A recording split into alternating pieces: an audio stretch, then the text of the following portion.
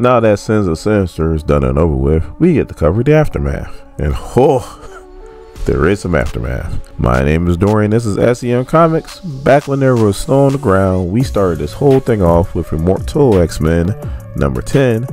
We finally get to continue that coverage with Immortal X-Men number 11. Our story starts off where it seems like all the X-Men stories start off, and that is down in the Grove. We see Storm chopping it up with Rasputin 4, and she's also letting Cypher know to let them up one at a time. And Cypher's like, who should we start with? And she's like, Xavier, Charles. And then Charles Xavier comes up from the pit. So then we see Rasputin 4 create a force field around Charles Xavier's legs and arms, and she goes physically and mentally secure. So then Storm's like, bring the rest up. And then we see Exodus, Hope, and Emma all come up and get the same treatment as Charles got. So now Charles is pretty much like, I don't know why you guys are being so rough. We voluntarily went down to the pit. And it's like, trust me, it is not pleasant down there. And then Rasputin 4 pretty much is like, look, the things that you 4 did in my timeline, words can't even explain. So yeah, we need to be careful right now. Now, from what I read from Sins of Sinister Dominion, Mother Righteous's heart, which was the Raricori Perilous, not only sent back the information from that timeline to this timeline's Mother Righteous, but also too, it wiped out Sinister's gene. So right now they're doing all this and they don't really have to. Mind you, they don't know. Mother Righteous knows, but they don't know. But then this next scene is kind of baffling, so maybe it didn't wipe it out. I don't know. I guess we're about to find out. Because now we go to the home of Tony Stark. That's not really Tony Stark, but it does look like him. This is Forge. He is the mutant Native American version of Tony Stark. They pretty much do the same thing. They pretty much can create anything. One does it because he is super smart and super rich. The other does it because that's just his mutant power. Not saying Forge is stupid. He's not stupid, but he's not as smart as Tony Stark. You know what? Let's just move on. So Forge pretty much says that they had every mutant scientist that they can find trying to figure out where is this signature gene is, and they couldn't find it. So he was like, all right, so they pretty much went back to the drawing board. They kind of thought outside the box, and this is what they came up with. So Sinister created an interdimensional loop in the DNA sample. Now, I said interdimensional, subdimensional. The paper clearly says subdimensional.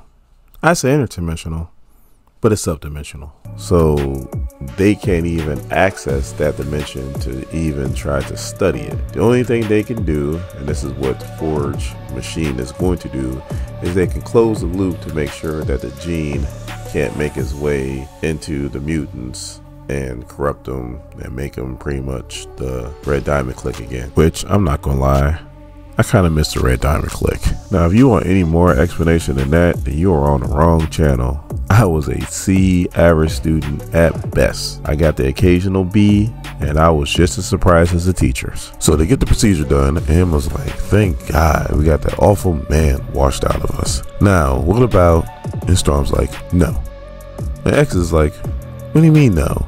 The cancer got purged out of us. And Storm's like, Forge, explain. So Forge is like, yeah, I think it's removed. Did I get it all? I don't know. Will it come back? I don't know. And by the way, this is why Tony Stark is smarter. And Forge is like, we missed it before. Who knows what Sinister's left in you?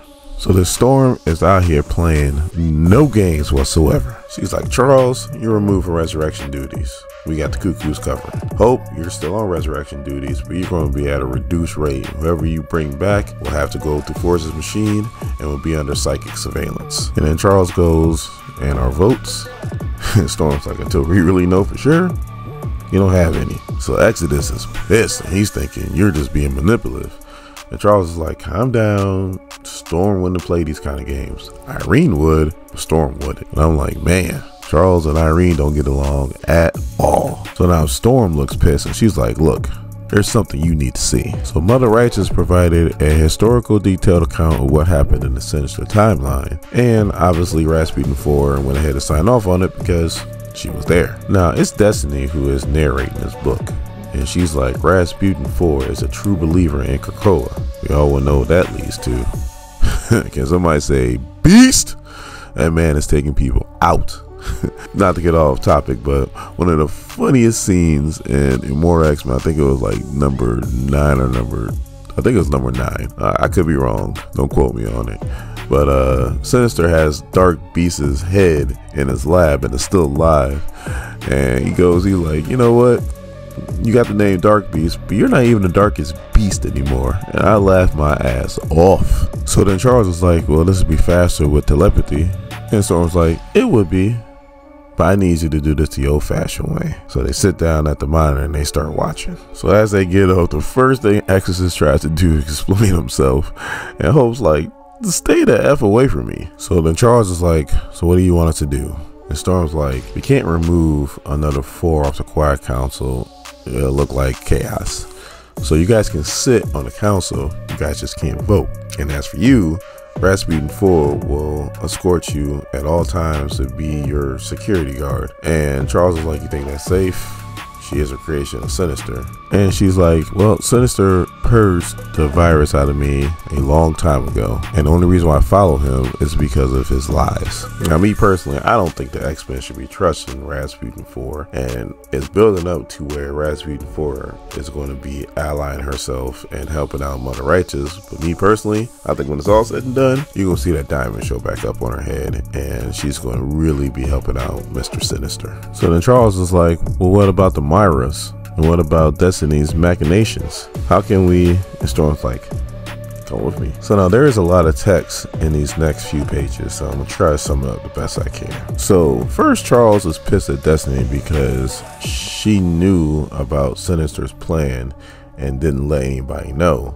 And Destiny was like, I was trying, but I also didn't want him to find out that I knew too. Because once he knew that I knew, he would just reset the timeline. And the Myra engines has pretty much have done havoc to my abilities because time is no longer linear.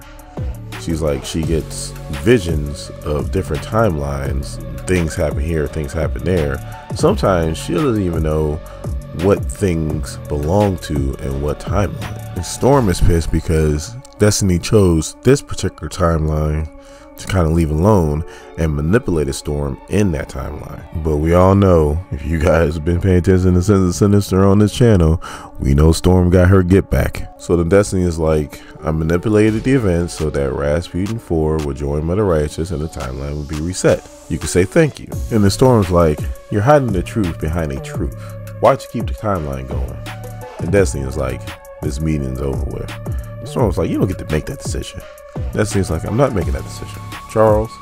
And Charles like, quickly. On the next page, we see Hope getting all into Exodus' ass. And Storm's like, look, I'll stop him.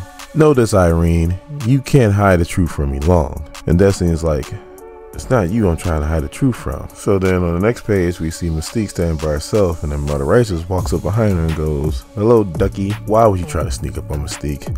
She snatches her up, puts her on the ground, and got a knife through her throat before she can even say anything else. So the Mother Righteous is like, you're a feisty one. You don't trust me? And Mystique's like, I don't trust anyone. The simple fact that the knife is not embedded into your face means I trust you more than most. What do you want? That was a badass line. So Destiny did a recording for Mr. Sinister in that timeline that Mother Righteous was trying to give to Destiny. But look who she's giving it to. She's giving it to Mystique. There's a reason for that. So now back to Hope and Exodus. Storm flies up and she's trying to break them up, and she hits them both with a lightning blast that she said would shatter a mountain. But when it comes to these two and how powerful they are, it was like splashing water in their faces. I mean, you can literally see their skeletons and it did nothing to them? Okay. Like Wu-Tang Clan, when it comes to Hope and Exodus, they ain't nothing to with. And she's like, look, you guys are causing the scene. You're the leader of the 5. You're supposed to be her shield. You guys need to do this somewhere else. So they go to this remote part of Krakoa, and Exodus is like, look, we can just say the fight's over with. It's only because you're borrowing my powers that you can fight in the first place. So Storm uses the exact phrase that Hope's about to use right now and sends a Sinister. She goes, being an Omega level mutant, there is no limit to my powers. She goes, you killed me in the other timeline because you got out of range of me and you think that's my limit, that I have to be in range of you. She goes, that is not the case. Your God giveth and your God can also taketh away. And all we see is Exodus fall to the ground. She took away his powers and she's like, all right, now you and me, let's go. So the Exodus is like, I weigh as much as 4 of you, girl. You're not gonna fight me. And Hope's like, no, I'm not gonna fight you. I'm gonna kick your ass. I'm like, oh, that is a fantastic line. So then Hope's like, look, if you were on a horse and you had a lance, you were charging at me, I might be in trouble. But you don't. And I learned to spar from my dad, who is bigger than you. She just beats the bejesus out of him and was like, your God giveth and your God taketh away. Look at what you've done to me, Exodus. She goes, you stay away from me. I'm not your Messiah. I'm not a church. And she goes to Storm and she's like, I'm sorry, Aurora. There are no words. So now Emma and Storm start to talk and Storm's like, you're taking this pretty well. And Emma's like, I've been a villain before, so I'm used to shame. But then Emma's also like, but I wouldn't get too far on your high horse there. And Storm's like, what are you talking about? She goes, well, you might have did some bad things, but look how long it took for you to find out. It took you 5 years to figure out something was wrong. Why? Because you was on Araco, doing Araco things. You can't be in 2 places at once. So while that's going on, we see Mother Rice's talking to Sebastian Shaw. And she's doing pretty much Mother Rice's things. Sebastian Shaw's like, look, if Krakoa's gonna fall, I want to be the one to capitalize on it. And obviously, they start to make some deals. So even though Storm is pissed at Emma, deep down, Storm knows that Emma's right and she can't be in 2 places at once. So we see her talking and she's like, just in case of emergencies, I want to give you my proxy.